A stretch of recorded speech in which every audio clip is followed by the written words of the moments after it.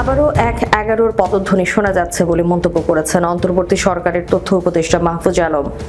সোমবার সন্ধ্যায় নিজের ভেরিফাইড ফেসবুক পেজে দেওয়া এক পোস্টে এমন মন্তব্য করেন তিনি। তবে এই বিষয়ে বিস্তারিত কিছুই লেখেননি এই উপদেষ্টা।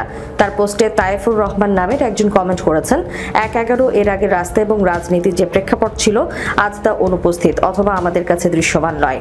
দলীয় বা আদর্শিক বিরোধের জেরে জুলাই গণ অভ্যুত্থানে কারো অবদান অস্বীকার করা উচিত নয়। এখানে শিবির ভূমিকা রেখেছে তাতে জনশক্তি এবং কোঅর্ডিনেশন দিয়ে।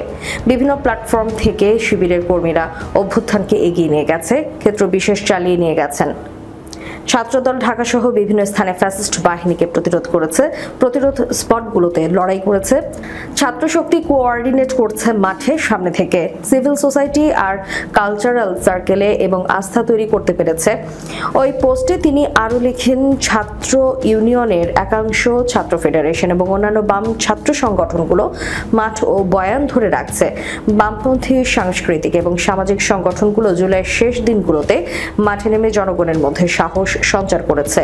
আলেম ও মাদ্রাসার ছাত্ররা রাজপথে নেমে দীর্ঘ সময় প্রতিরোধ ধরে রেখেছিলেন। যাত্রাবাড়ি যার উজ্জ্বল উদাহরণ।